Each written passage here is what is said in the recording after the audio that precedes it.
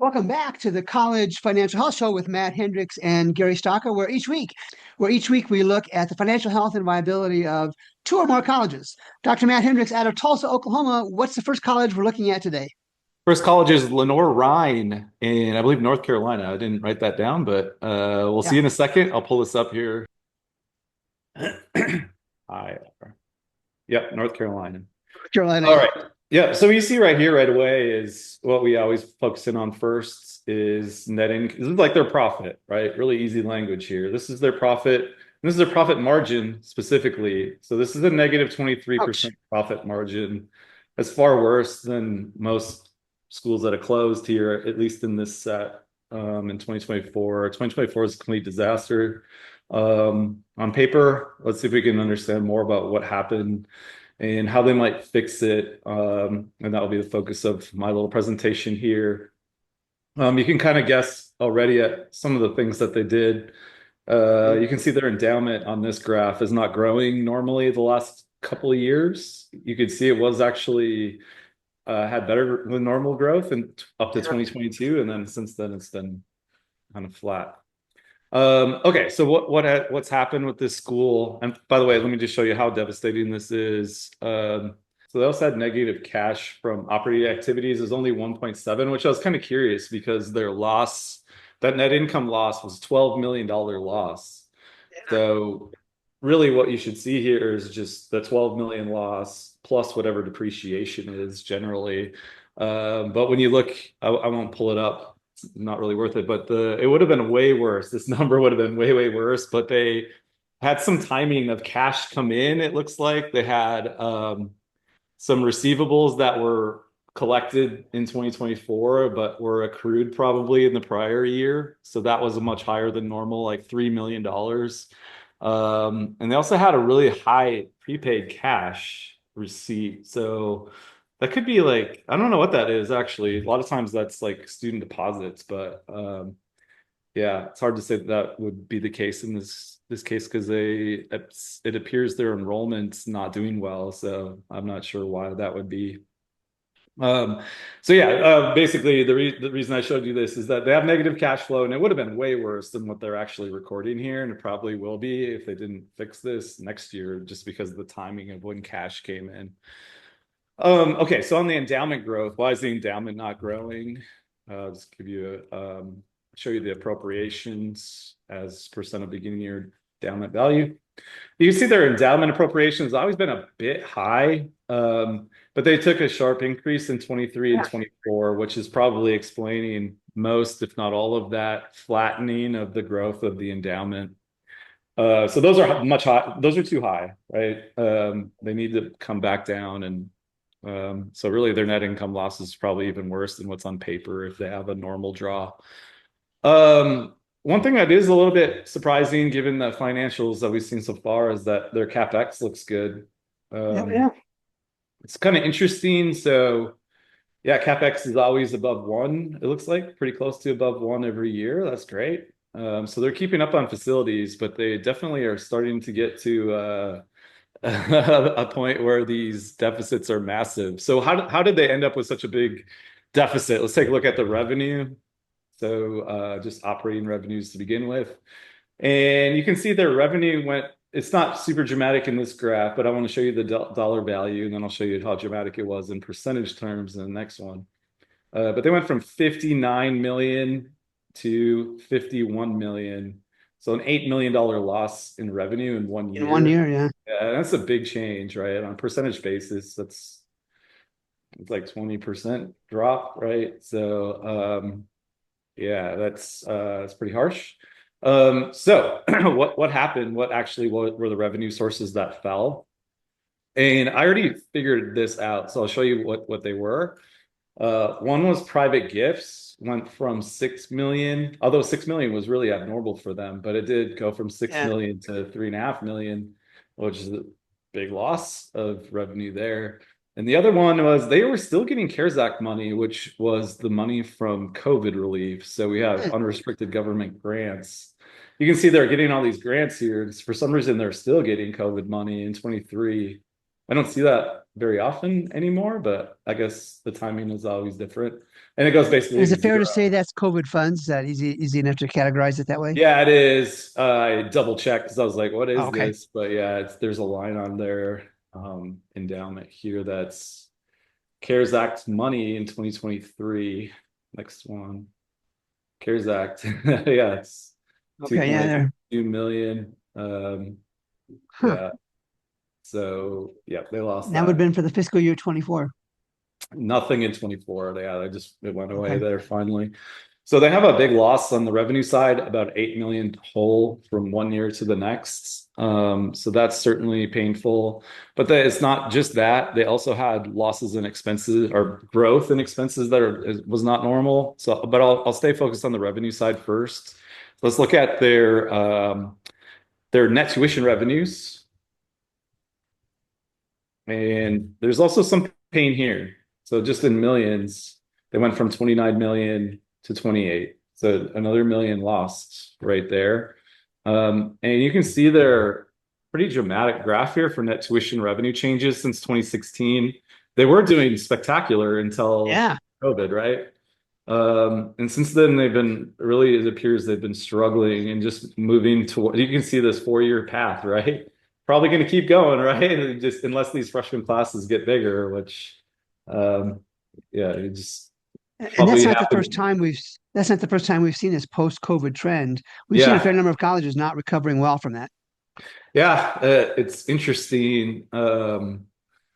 Yeah, there could have been, it's not like there's a reduction in students. It's just like, but there could have been a sharp change in preferences of where students want to go. And it's like some schools are really slow to adapt their strategies. I'm not saying that that's the case, but I've seen that here. It could be something else as well. For example, I've seen during COVID, some of the most elite schools in the country went essay free, to the Right. no ACT, none of that. And then there were other schools that are not selective at all that just sort of missed the ball on that and just continued to require testing and everything else. And they got crushed, right? And I'd have to look more into this one, but it's possible that had happened here.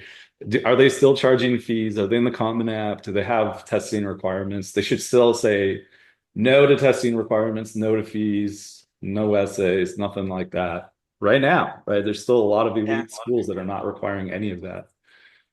Okay, so that's one thing to check. But so net tuition revenue is falling.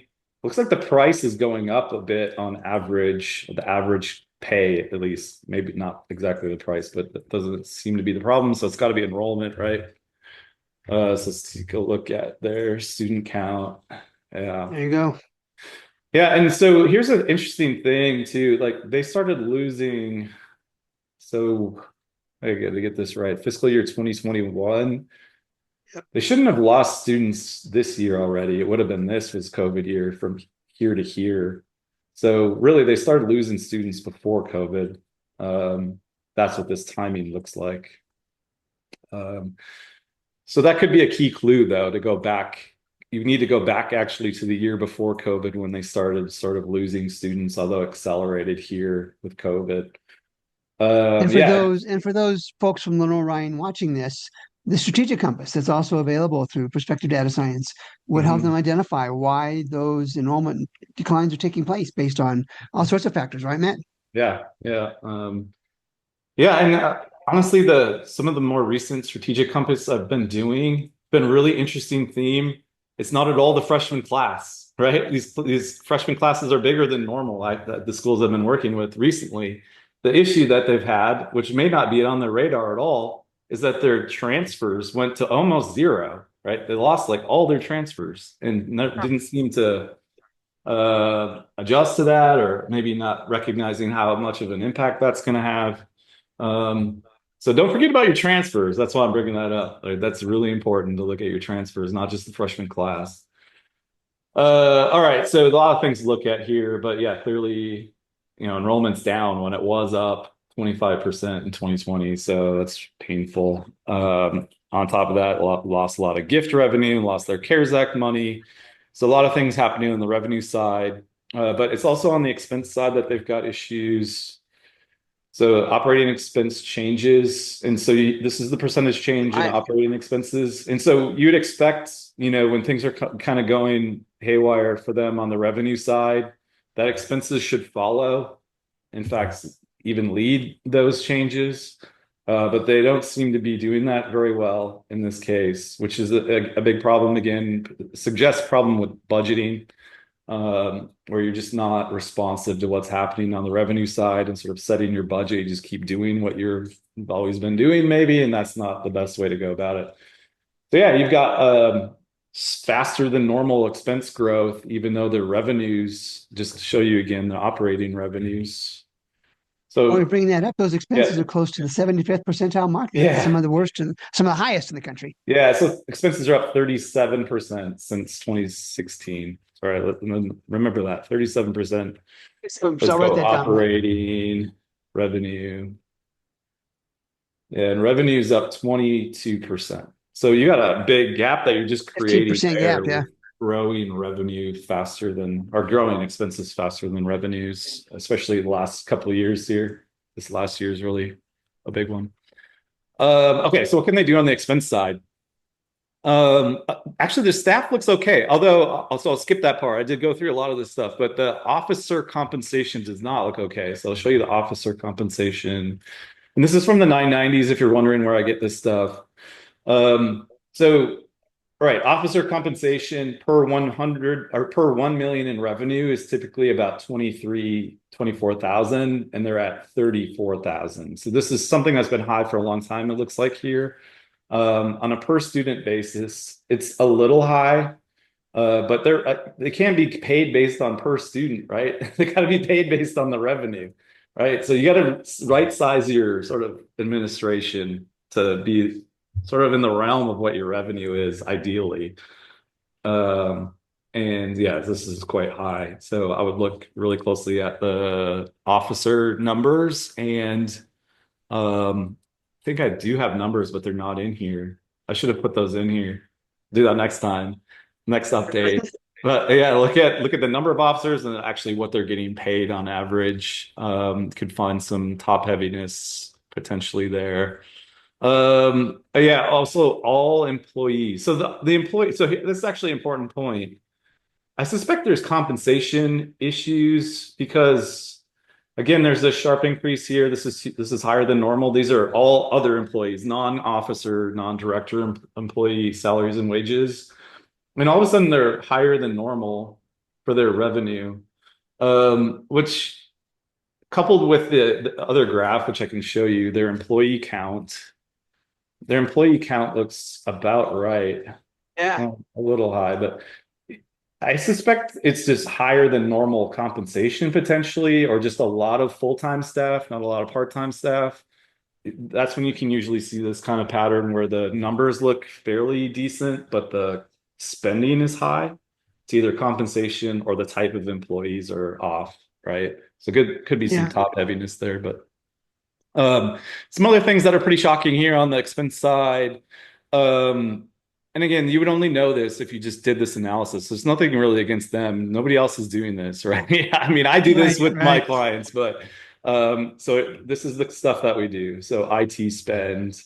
Um, let me just go to show you this whole list here. So we've got IT, information technology expenses. This is Well, something like right away, this needs to be flagged. It's been high for a long time, so they wouldn't even catch it just by really looking at their own numbers, right? This is really off the charts. So IT spend, why is that so high? Insurance spend also off the charts. and these comparisons are all across about 1,300 other private colleges, right? Yeah, travel spend off the charts. Their vendor spend appears to be another issue. So And I somebody know needs to that, take away the checkbook. yeah, they're just kind of getting carried away, it looks like, on other stuff. Um, I mean, this is certainly what it looks like to me. Could be wrong, but this is their vendor spend. This doesn't look good. It's always No. way higher than normal. And maybe they can be high, but when you couple this with a big deficit, you just can't, right? You can't do it. So you gotta sort of stay in your budget constraint and look at these contracts. And I'll give you a hint on some of them right away. So food service looks like one of them. Food service. So per FTE, food service is now higher than normal and relative to their revenue, quite high. All right. So that's one to look at. And then there's some others here I'll show you real quick, and then I'll hang up on this one. So what was this? Lenore? Lenore, yeah. Okay. So here's what I'm looking to get at here is anything with color, right? These colors indicate Color is this not is good. high for their size of FTE and also high for their revenue. So this janitorial contract doesn't look good. It's $6 million for an only 2,000 student school. That's pretty high, as indicated by this color. It's like I guess we're in this category of about a quarter standard deviation higher than normal per FTE, and about a half standard deviation higher than normal per revenue. Same with their food service contract, about a half standard deviation. Here's the insurance one. So there's just a lot of double confirmations on these things, right? I just said insurance looked terrible, right? Looked high. Yeah. And Right. here it is. Here's the contract. This is a $1.2 million insurance contract. Like, what is this all about? You don't see this very often in here, to be honest. So, what's that all about? I said IT spend was high, right? Here's IT. Although it's not flagged, you still need to ask questions about this, right? There's the marketing spends, about 500K. That's pretty high, actually, but still not flagged. But yeah, lots of stuff to look at, and on top of this, they've got a lot of contracts, right? Other than these, it's not just these. I don't think actually. Let's do that one more thing here. Let's check the number, and then I'll pass it back to you. Oops, I can spell contracts. Yeah, the number of contracts is high, so they need to check all of them. Really, is my recommendation in all these cases. They have 25 contracts that are over 100K, right? Including some of those big ones we just talked about. Yeah. They need to go through all those, including all the ones. They've been under consistently 100K. above average for the last 8 years. Yeah, it's been higher than normal. So yeah, this happens a lot. Schools just kind of like benchmark against themselves over time. Like, hey, they're looking, oh, we're doing pretty good compared to 2022, right? But still, and when you have these other lines, it kind of puts it into perspective, right? It's still quite high. So they can save some money there and probably balance their budget on that side, and also looking at the staffing stuff that I mentioned. There you go. We've talked about this so many times on the show, and I'm going to do it again because we probably have a new audience with the folks from Lenoir-Rhyne and their competitors looking at this. It's the comparisons that matter. And Matt, I know I'm preaching to the choir right now, but you can't look at in this day and age when data is so available, you just can't look at your own internal data. You've got to look at comparisons. Mm-hmm. And if you're at Lenoir-Rhyne or any of the other colleges that we've done, it's the same message. Comparing yourself to yourself just doesn't get it done in the 21st century. And what we have done here and what Matt has done at Perspective Data Science is giving you comparisons. We're pulling your actual financial statements. It's your data. It's stuff you've submitted to your audited financial statements. We're not aware of anybody else doing that. iPads doesn't get it done. 990s doesn't get it done by itself. You need those audited financial statements. And this is the tool that's available. And again, before I show briefly my stuff, if you're at Lenoir-Rhyne, reach out. I'll have my contact information in the show notes, and we can set up a private demo of not only the advanced compass, but Matt briefly referenced the strategic compass as well. And we'll show you what these tools can do, because the trend is not good for this college, and you want to really be careful with that. And having said that, Matt, what should I look at first when I bring up my screen? Probably graduation rates is where we're going at. Graduation rates? Let's take a look at graduation rates. And we're looking at graduation rates for Lenoir-Rhyne University. And Matt showed some expense issues. Matt showed some finance issues. And Dr. Hendricks, I'm going to show some graduation rate issues. The folks at Lenoir-Rhyne, in addition to their revenue issues, in addition to their expense issues, they're not graduating students. If you look across the last 8 reported years, and this is iPads data straight from Lenoir-Rhyne, averaging is less than 40%. So for every 100 students that started at Lenoir-Rhyne 4 years ago, not even 40 of them graduate in 4 years. And I think I looked at 6-year graduation rates. I don't think there's anything to write home about either, Matt.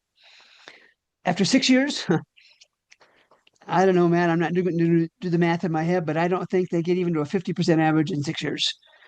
And again, Matt teases me. I tease myself about this. Colleges are paid to graduate students. They're not paid just to have students take courses, and Lenoir-Rhyne is not getting students graduated. If you've got some pushback on that, happy to share that with you at any time, any way that you want to. Let's take a look at retention is something that we probably need to add to the advanced Mhm. compass sometime. But look at this. It's not a fabulous number, but it's a 70% kind of number. They're certainly with a lot worse. So in the second year, out of 100 students who start at Lenoir-Rhyne, 70 return for the second year. Not awful, but not good. You can see another college we'll be talking about a little bit later has a much higher number. And the last thing I want to look at here is I want to look at unfunded institutional grants. And Matt, you and I know that to be merit aid in most scholarships, they're unfunded. It's not actual money transferring for a Mhm. student's account. It's just a discount, just like you get for cars, computers, cars, computers, watches, and other things. And the Lenoir-Rhyne in 2016, they were about 23 million. In 2023, the last year reported data, they were over 35 million, up 12 million, a million and a half per year. They're giving away the store. This is probably part of the revenue issue, Matt. They're giving away the store to get students in the door, and not many of those students are graduating, Dr. Hendricks. And so when you talk about colleges, and we do individual shows for one college at a time, and Lenoir-Rhyne is one that we're going to categorize, Matt, as it probably have a little bit of a runway, but not much of a runway to fix these things. Is that fair? Well, yeah, not with that huge deficit. Like it was really big, right? It was just to put it in perspective again. They had a $12 million loss on only 50 million in revenue. So that gets you to 24% negative net income loss. So that's significant. So again, if you're looking for help and you're at Lenoir-Rhyne, whether you're administration, board, faculty, community leaders, students, families, my contact information will be in there. I'll coordinate a demo for you of what you, custom demo, private demo for you of the advanced compass and the strategic compass as appropriate. And maybe it's a tool that can help you out.